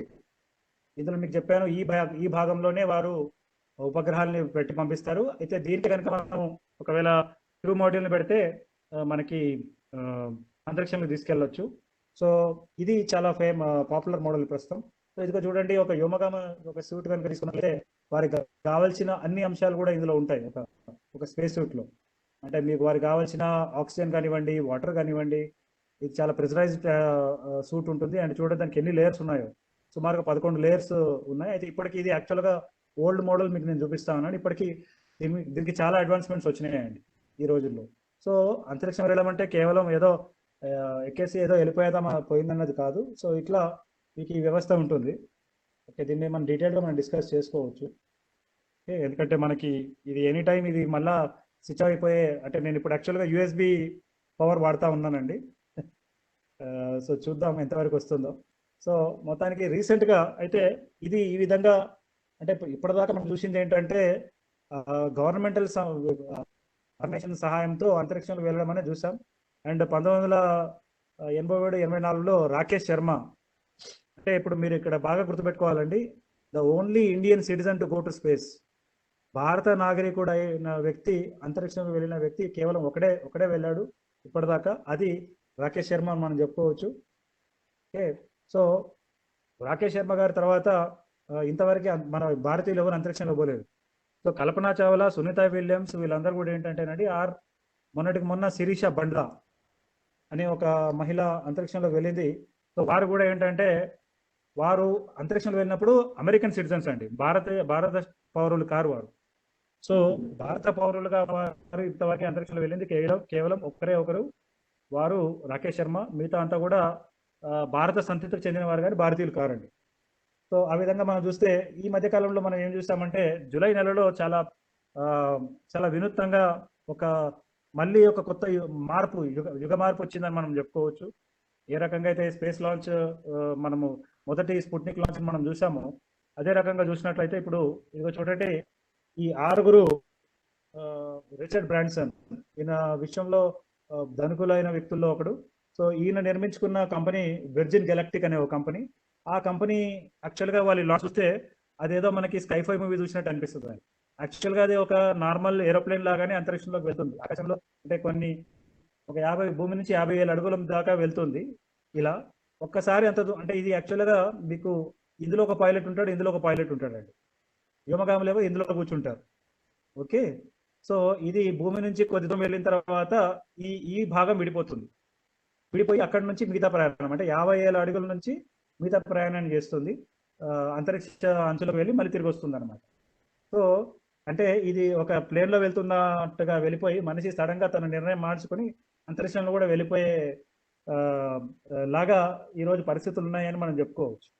సో ఇదిగో చూడండి, ఇది లాంచ్ రీసెంట్గా అయింది. దీని మీద నేను TV9లో డిస్కషన్లో కూడా పాల్గొన్నానండి ఆ రోజు లాంచ్ అయినప్పుడు. అవి నేను తర్వాత లింక్స్ కూడా మీకు షేర్ చేస్తాను. చాలా ఇన్ఫర్మేషన్, నాలెడ్జ్ మీకు అందులో వస్తుంది. చూడండి ఏ విధంగా అంటే ఎట్లా విడిపోయిందో.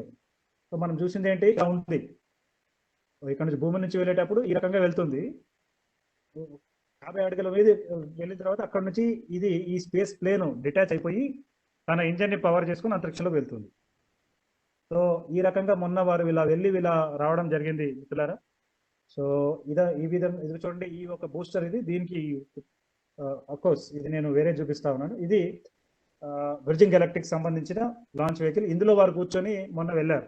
తర్వాత వారు వెళ్ళిన కొన్ని రోజులకే 20 జూలై నాడు ఇంకో బ్లూ ఆరిజిన్, అంటే Jeff Bezos, Amazon company owner అయిన వ్యక్తి, వారు కూడా ఒక 4 వ్యక్తులతో కలిసి వారు అంతరిక్షంలోకి వెళ్ళడం జరిగింది. ఇంకా చూడండి, ఈ స్పేస్ క్రాఫ్ట్ వారు కూర్చొస్తున్నారు. ఈ యొక్క బూస్టర్ సాయంతో వీళ్ళ ప్రస్థానం కొనసాగింది అనమాట. ఓకే, సో ఈ రకంగా ప్రైవేట్ పీపుల్ కూడా, అంటే ప్రైవేట్ సంస్థలకు సంబంధించిన వెహికల్స్ కూడా మానవులని అంతరిక్షంలోకి తీసుకెళ్తా ఉన్నాయి. చూడొచ్చు మొత్తం అదంతా కూడా అది ఎలా వెళ్ళింది, ఎలా తిరిగి వచ్చింది అనేది చాలా ఇంటర్నెట్లో మీకు వీడియో చాలా అద్భుతంగా ఉంది చూడడానికి, పిల్లలు కూడా నేర్చుకోవడానికి. ఓకే, అంటే లాంచ్ సీక్వెన్స్ ఎలా వాళ్ళు చేశారు, ఎలా వెళ్ళింది అని చెప్పడానికి. మిత్రులారా, ఇక్కడ ఈ ఇమేజ్ చూడండి. నేను గతంలో మేము చెప్పాను, మా ఆర్గనైజేషన్ మొదలు పెట్టినప్పుడే విద్యార్థులతో మేము చాలా వర్క్ చేశామని. సో ఇక్కడ మీరు చూడొచ్చు, ఇది అమెరికాలో ఉన్న ఒక స్పేస్ షటిల్. అంటే మేము ఇక్కడ మీరు చూడండి, ఈ పక్కకున్న స్టూడెంట్స్ వీళ్ళందరూ కూడా తెలంగాణ మైనార్టీ రెసిడెన్షియల్ స్కూల్కి రెడ్ డ్రెస్లో కోర్టులో ఉన్నారు కదా, వీళ్ళంతా తెలంగాణ మైనార్టీ రెసిడెన్షియల్ స్కూల్కి సంబంధించిన పిల్లలు. వీళ్ళంతా ఆంధ్రప్రదేశ్ కస్తూర్బా గాంధీ విద్యాలయానికి సంబంధించిన వీళ్ళంతా 2018 నాసా ఒక ఆహ్వానం మీద వారు అక్కడికి వెళ్ళడం జరిగింది. సో అప్పట్లో దీనికోసం చాలా కష్టపడాల్సి వచ్చిన పరిస్థితి ఏర్పడింది. అప్పుడు తెలంగాణలో కేసీఆర్ గారిని కలవడానికి ప్రగతి భవన్ వెళ్ళడము, అదేవిధంగా ఇక్కడ ఆంధ్రప్రదేశ్లో చంద్రబాబు నాయుడు గారిని ఏపీ అసెంబ్లీ ఇంకా వారి హౌస్లో ఉంటుంది కదా, అక్కడికి వెళ్ళడం జరిగింది. సో దీని గురించి చెప్పాలంటేనే ఇంకా చాలా చెప్పొచ్చు. మొత్తానికి ఈ విద్యార్థులకి ఒక అంతరిక్షంలో వెళ్ళొచ్చిన స్పేస్ షటిల్ని వారు దగ్గర నుంచి చూసే అవకాశం వాళ్ళకి దొరికింది. ఇది ఎండీవర్, దీని పేరు, ఈ వెహికల్ పేరు. సో ఈ విద్యార్థులు ఆ ఒక వెహికల్ ఒక టైర్ని కూడా టచ్ చేశారు. సో మొత్తానికి వీళ్ళంతా గవర్నమెంట్ స్కూల్లో పిల్లలు అని చెప్పుకోవచ్చండి. సో ఈ రకంగా మా కార్యక్రమాలు ఉన్నాయి. గతంలో 2010లో ఒక ఉపగ్రహాన్ని లాంచ్ చేయడము. ప్రస్తుతం ఆ అబ్బాయి, అంటే వాడు నాకు 10th క్లాస్లో ఉన్నప్పుడు పరిచయమైన పిల్లాడు 2002లో పరిచయం అయ్యాడు. ఆ శాటిలైట్ తయారు చేసిన విద్యార్థి 2010లో శాటిలైట్ లాంచ్ చేశాడు బీటెక్లో ఉన్నప్పుడు. తర్వాత కాలంలో ఇటీవల వాడు ఐఐటి హైదరాబాద్లో పిహెచ్డి కంప్లీట్ చేసుకుని ప్రస్తుతం కెనడాలో ఉన్నాడండి. సో ఇలా సుదీర్ఘమైన ప్రస్థానం నాకుంది. అంటే కేవలం టీవీల్లో ఆర్గ్యుమెంట్ డిస్కషన్ చేసినట్టే కనిపిస్తుంది కానీ యాక్చువల్గా గ్రౌండ్ మీద చాలా వర్క్ మేము చేస్తూ ఉన్నాం. కాబట్టి ఎక్కువ కార్యక్రమాల్లో అందరితో కలవడం చాలా తక్కువనే ఉంటుంది అని నేను చెప్పదలుచుకున్నానండి. సో ఇప్పుడు మన భారతదేశం కూడా ఏం చేయబోతుంది అనేది మనం ఒకసారి చూద్దాం. ఇది గగన్యాన్ అనే ఒక మిషన్ మనం చేయబోతా ఉన్నాం. సో దీనికోసం ఆల్రెడీ ఒక వెహికల్ కూడా మనం రెడీ చేసుకున్నామండి, జిఎస్ఎల్వి మార్క్ 3. దీని సహాయంతో మనము ఇలా ఆర్బిటల్ మాడ్యూల్ ఉంటుంది. సో ఇది యాక్చువల్గా అనుకున్నట్టు జరిగితే నెక్స్ట్ ఇయరే జరగాల్సింది. కాకపోతే కరోనా రావడం వల్ల ఇలా చాలా పెండింగ్ ఉన్నాయి. అయితే ఇప్పుడు దీంట్లో కాకపోతే ఈ space Indian human space flight program అనేది ఎప్పుడో 2007లోనే దానికి బీజాలు పడ్డాయని మనం చెప్పుకోవచ్చండి. కాకపోతే అది రియలైజ్ కావడానికి మనకు ఒక స్ట్రాంగ్ వెహికల్ అవసరం ఉండింది. అది జిఎస్ఎల్వి మార్క్ 3. ఇది మనకి ఇటీవలనే అందుబాటులోకి వచ్చింది. ఎందుకంటే దీనికి కావాల్సిన క్రయోజనిక్ ఇంజన్ అభివృద్ధి చెందిన దేశాలు మనకి ఇవ్వనని చెప్పారు. సో కాబట్టి మనం సొంతంగా 25 సంవత్సరాలు కష్టపడి ఈ టెక్నాలజీని నేర్చుకున్న పరిస్థితి ఉంది. సో మొత్తానికి ఈ రకంగా సో వీరు 2022లో అనుకున్నట్టు జరుగుంటే 16 నిమిషాల్లో భూమి కక్షలో చేరుకుంటారండి. సో ఒకసారి భూమి కక్షలో చేరుకున్న తర్వాత ఒక 7 రోజుల పాటు భూమి చుట్టూ తిరుగుతూ మళ్ళీ వెళ్ళడం అయితే శ్రీహరికోట నుంచి వెళ్తారు. కానీ తిరిగి రావడం మాత్రం వారు అహ్మదాబాద్ అంటే మీకు గుజరాత్కి దగ్గర ఉన్న కోస్ట్ దగ్గర వారు తిరిగి వస్తారనమాట అండి. సో దీని మీద కూడా మనం డీటెయిల్డ్గా మనం డిస్కషన్ తర్వాత ఏర్పాటు చేయవచ్చు. సో మొత్తానికి ఈ రకంగా ఈ యొక్క స్పేస్ ప్రోగ్రామ్ మొదలైంది. ఇది ఇప్పటికే ఒక 4 ఇండియన్ ఎయిర్ ఫోర్స్ కి సంబంధించిన వ్యోమగాములని పైలట్స్ ని వాళ్ళు సెలెక్ట్ చేసి ట్రైనింగ్ కూడా ఇవ్వడం జరిగింది. ఎవరు ఆ 4 అనేది ఇంతవరకు భారత ప్రభుత్వం ఎక్కడ వెల్లడి చేయలేదండి. సో మేబీ అతి తొందరలో మనం చూస్తాం. సో అది పరిస్థితి. సో అదే కాకుండా ఇది చూస్తున్నారు, ఈమె పేరు వ్యోమమిత్ర. ఇది ఒక రోబోట్. సో మనం అన్మాన్డ్ మిషన్ లో అంటే మానవ సహిత మిషన్స్ చేసే ముందు మానవ రహిత మిషన్స్ మనం చేస్తాం. అందులో ఈ వ్యోమమిత్రాన్ని మన శాస్త్రవేత్తలు యూజ్ చేయబోతున్నారని మనం చెప్పుకోవచ్చు. సో మిత్రులారా, మొత్తానికి ఈ రకంగా ఈ యొక్క అంతరిక్ష కార్యక్రమం అనేది ఉంటుంది అని మనం చెప్పుకోవచ్చు. సో అదే కాకుండా అఫ్కోర్స్ ఈరోజు మనకి చాలా అడ్డంకులు వచ్చినప్పటికీ అయితే మరి దీని ప్రయోజనాలు ఏమిటి సార్ అని కనుక మీరు ఆలోచించినట్లయితే మిత్రులారా, ఈ అంతరిక్ష రంగంలో చాలా వరకు టెక్నాలజీస్ని కనిపెట్టారు. యాక్చువల్గా మనం ఈరోజు మన భూమి మీద యూజ్ చేస్తున్నాం చాలా వరకు. నేను ఒక ఎగ్జాంపుల్ మాత్రం మీకు ఇస్తాను. అంటే ఏ రకంగా అంతరిక్ష రంగంలో ఉన్న విషయాలు మనకి హెల్ప్ చేస్తున్నాయని మనం చెప్పుకోవడానికి మనకి ఇది అవుతుంది. సో ఫర్ ఎగ్జాంపుల్ ఇప్పుడు మీకు అంతరిక్షంలో వెళ్ళినప్పుడు ఫర్ ఎగ్జాంపుల్ వ్యోమగాములు వెళ్తారండి. వెళ్ళిన తర్వాత వాళ్ళు they want to brush their teeth. కాకపోతే ఏమవుతుందంటే టీత్ బ్రష్ చేసుకోవాలి అంటే మీరు 1 లీటర్ నీరైనా కావాలి. సో 1 లీటర్ కానీ 1 కేజీ కానీ ఏదైనా అంతరిక్షంలో పంపాలి అంటే సుమారుగా 20 లక్షల రూపాయలు ఖర్చు వస్తుందండి. ఓకే, సో 20 లక్షల రూపాయలు ఖర్చు పెట్టే కంటే వాళ్ళు ఏం చేశారంటే ఒక ఇంజెస్టిబుల్ టూత్ పేస్ట్ అని వాళ్ళు కనిపెట్టారండి. అంటే ఒక ఎగ్జాంపుల్ ఇస్తున్నాను ఏ రకంగా ఉపయోగపడుతుంది. ఇంజెస్టిబుల్ టూత్ పేస్ట్ అంటే అక్కడ వ్యోమగాములు వారు పనులు తోముకొని దాన్ని మింగేయచ్చు అనమాట. సో ప్రస్తుతం ఆ ఇంజెస్టిబుల్ టూత్ పేస్ట్ అమెరికాలో ఉన్న హాస్పిటల్స్లో వాళ్ళు వాడుతూ ఉన్నారు. అంటే మనం కొన్ని హాస్పిటల్స్లో కొంతమంది పేషెంట్స్ మనకు ఉంటారు, వారు పుప్పలించలేరు. వారు అంటే నీరు తీసుకోగలుగుతారు కానీ వారు పుప్పలించలేని వారికి మనము అక్కడ ఇంజెస్టిబుల్ టూత్ పేస్ట్ని వారు వాడుతూ ఉన్నారు. సో ఈ రకంగా అయితేనేమి లేదా మన ఇంట్లో వాడుతున్న విట్రిఫైడ్ టైల్స్ కానివ్వండి, అసలు వందలాది టెక్నాలజీస్ ఉన్నాయండి మన ఇంట్లో మనం వాడుతూ ఉన్నాం. అయితే అవి ఒకప్పుడు అంతరిక్ష అవసరాల కోసమే కనిపెట్టినాయని మనం చెప్పుకోవచ్చు. సో ఈ రకంగా ఈ అంతరిక్ష ప్రయాణం అని అనుకున్నది ఈరోజు సామాన్య మానవుకు కూడా ఉపయోగపడుతుంది అనేది మనం చెప్పొచ్చు. కాకపోతే దీని మీద ఇంకా చాలా ఇన్ఫర్మేషన్ మనం ప్రజలకి ఇవ్వాల్సిన అవసరం ఉంది. ఎందుకంటే అసలు ఏం అవసరము అనుకునే ఆ ఆలోచన ఇప్పటికీ ఉన్నదని మనం చెప్పుకోవచ్చు. సో ఫ్రెండ్స్, నాకు ఈ అవకాశం ఇచ్చారు. Thank you very much for giving me this opportunity and listening to me.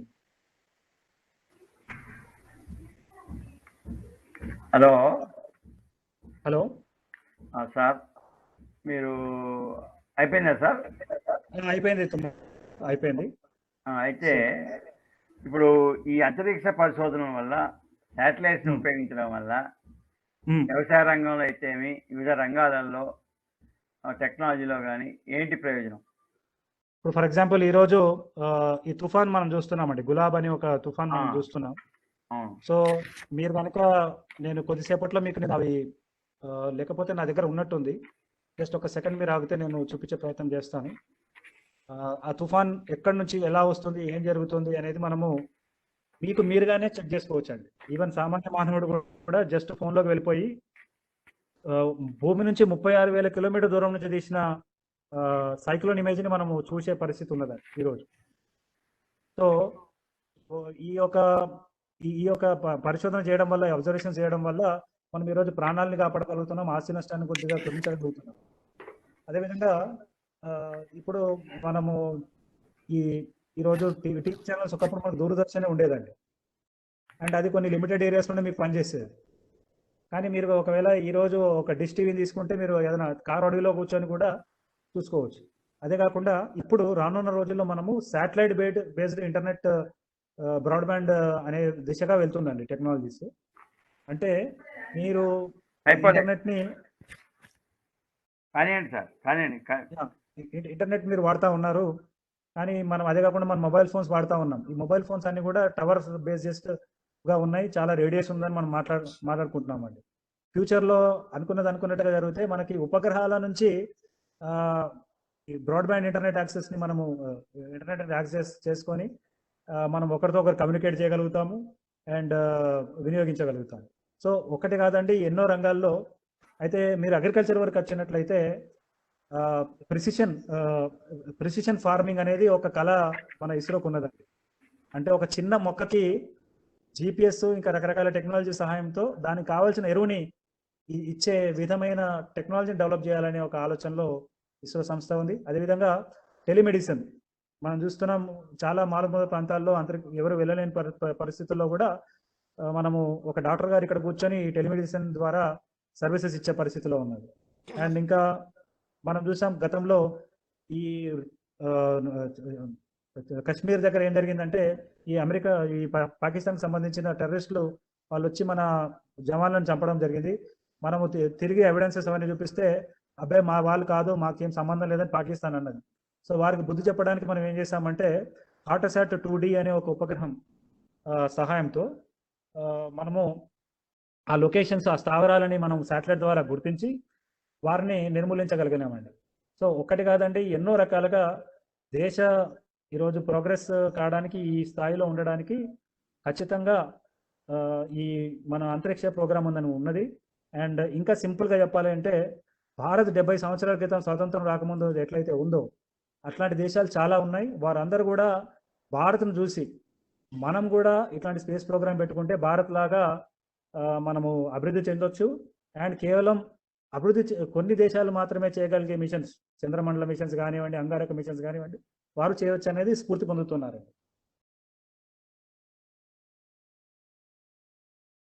Sir, ఇంకెవరన్నా ఇవాళ మనం వెబినార్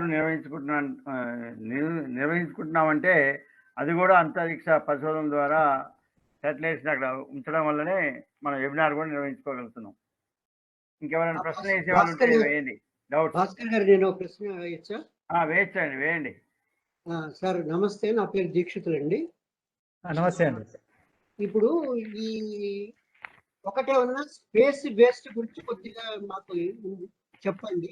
రెండవది, ఇప్పుడు ఈ ఆర్బిట్స్ ఉన్నాయి కదండి, ఇప్పుడు ఒక ఆర్బిట్ లో ఒక శాటిలైట్ ని ప్రవేశపెడతారు. కొంతకాలం తిరిగిన తర్వాత అది దానిపైన దాన్ని కింద పడేయటం ఏదో చేస్తారు.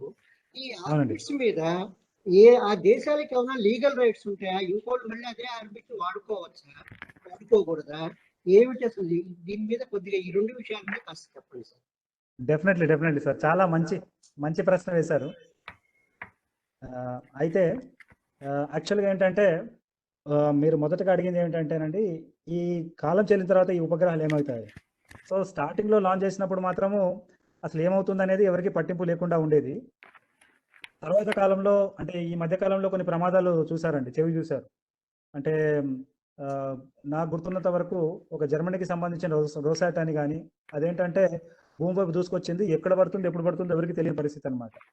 సో అట్లాంటి సంఘటనలు చూసిన తర్వాత విశ్వవ్యాప్తంగా ఇప్పుడు ఏం చేస్తున్నారంటే, లాంచ్ అయ్యే సమయంలోనే వారు తగు ఏర్పాటు చేసుకుంటున్నారు. అంటే డిఆర్బిటింగ్, కంట్రోల్డ్ డిఆర్బిటింగ్ అని, రీఎంట్రీ కానీ వారు ఆ ప్రయత్నాలు కోసం చేస్తున్నారు. అంటే ఇక్కడ 2 రకాలుగా ఉంటాయండి శాటిలైట్స్. మీకు లో ఎర్త్ ఆర్బిట్, అంటే భూమి నుంచి ఒక 1000 కిలోమీటర్ దూరంలో ఉన్న ఆర్బిట్లో ఉపగ్రహాలు కొన్ని ఉంటాయి. కొన్ని ఏమో మీకు చూస్తుంటారు జియోసింక్రనస్ జియోస్టేషనరీ శాటిలైట్స్, భూమి నుంచి 36,000 కిలోమీటర్ దూరంలో ఉంటుంది. సో 36,000 కిలోమీటర్లు ఉన్న ఉపగ్రహాలనేమో వారు డెడ్ ఆర్బిట్ ని దాన్ని పంపించి దాన్ని డెడ్ ఆర్బిట్ అనేది మీకు అంటే ఒక గ్రేవ్యార్డ్ ఆర్బిట్ కూడా అంటారండి. దాని మొత్తానికి అయితే అక్కడ ఉండదు, అది అక్కడ నుంచి కాలక్రమంలో నిష్క్రమిస్తుంది, డెడ్ ఆర్బిట్ తీసుకెళ్తారు. వెరాజ్ ఈ లోయర్ ఆర్బిట్ లో ఉన్న శాటిలైట్స్ ఏంటంటేనండి, అంటే ఈ భూమి నుంచి 250 నుంచి 1000 కిలోమీటర్ల ఉన్న ఉపగ్రహాలు ఇవి భూమి వాతావరణంలోకి వచ్చి మండిపోయేలాగా దాన్ని కంట్రోల్గా చేసే పరిస్థితి ఉన్నదండి ఈరోజు.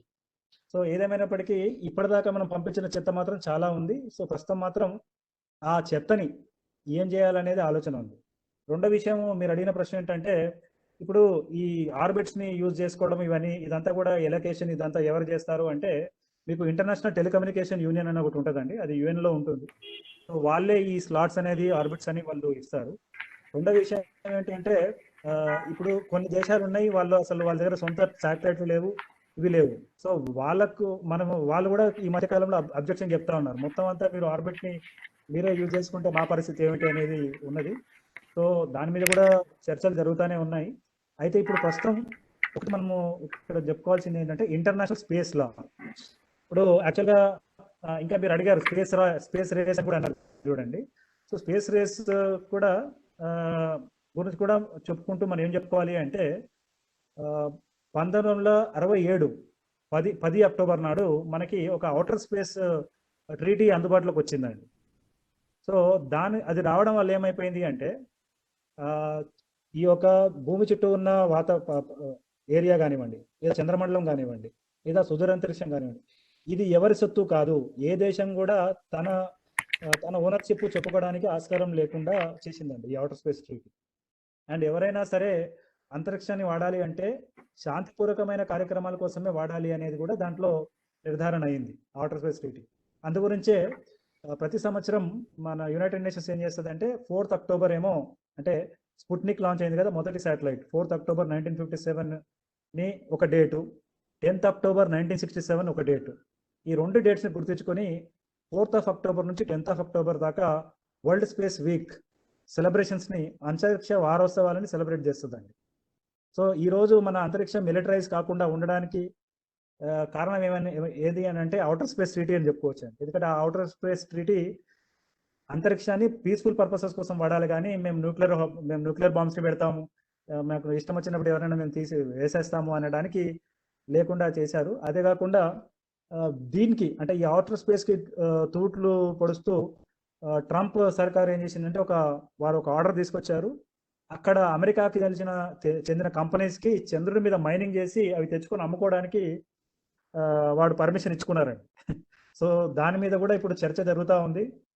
అలా ఎలా యూనిలేటరల్గా చేస్తున్నారు, రష్యా దానికి అబ్జెక్షన్ కూడా చెప్పడం జరిగింది. కానీ ఇండియా మాత్రం ఏమీ పెదవు మెదపలేదు. కాకపోతే అమెరికన్స్ ఇండియాని కూడా ఇన్వైట్ చేశారు, మీరు కూడా రండి, మనం కూడా మైనింగ్ చేద్దాము అని. ఇప్పటికే UAE, ఆస్ట్రేలియా, జపాన్ లాంటి దేశాలని అమెరికా కన్విన్స్ చేసుకున్నదండి ఈ లూనార్ మైనింగ్ కోసం. ఎందుకంటే చంద్రుడి మీద చాలా విలువైన మినరల్స్ అవన్నీ ఉంటాయి. సో వాటిని ఎర్త్ మీద తీసుకొస్తే మంచి ఆదాయం కూడా ఉండే పరిస్థితి ఉన్నదన్నమాట. సో ఈ రకంగా మొత్తానికి నేను కంక్లూజన్ చెప్పాల్సింది ఏంటంటే, స్పేస్ రేస్ ఒకరి మీద ఒకరు ఆధిక్య చేయడానికి వాళ్ళు చేసుకుంటే దాన్ని నెగటివ్గా పోకుండా మనకి space treaty, outer space treaty మనం కాపాడింది.